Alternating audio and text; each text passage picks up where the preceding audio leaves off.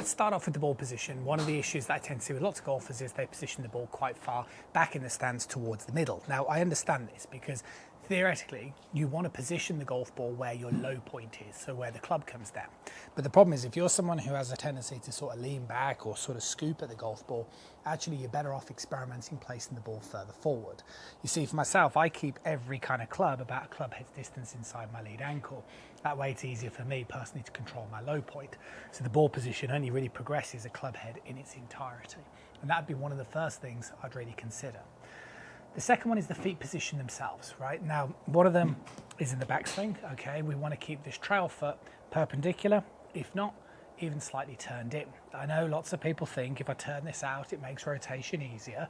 And I suppose to a degree, it depends on your limitation and your physical limitation. But with students I work with, range up to golfers in their 80s, and I haven't yet had to teach somebody to flare this foot out. You see, you need a platform to turn into in the backswing. And one of the things you're trying to do is keep this leg flexed.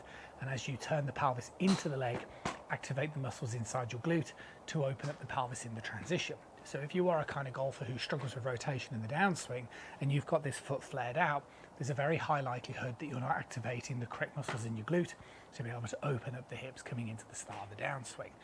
This also goes for this foot. I would again advocate actually in the downswing, this foot can be slightly further forward. You see, in the through swing position, we're not trying to turn into the lead leg really. You know, what we're going to do is we're going to turn the pelvis, and it's acceptable for the lead leg to move in the direction with us. So that's why I think it's acceptable for the lead foot to be slightly flared out, but not the same for that trail foot. Finally, posture itself, okay? Make sure that you understand that the rotation inside the golf swing is a horizontal movement, okay? So therefore, when you go into posture, the last thing you want to do is exasperate any sort of downward facingness inside the posture. You want to feel like you stand up quite tall, feel like it's just the bend of the upper body, so your shoulders go over your toes, your arms can hang down nice and vertically, and from there you have a good makeup, you have a good sort of pelvis position to be able to turn, you have good feet position to use and help you use the ground correctly, and you have a ball position that will encourage you to transfer your weight and strike more down on the ball. Put them together, it'll help. I'll see you really, really soon.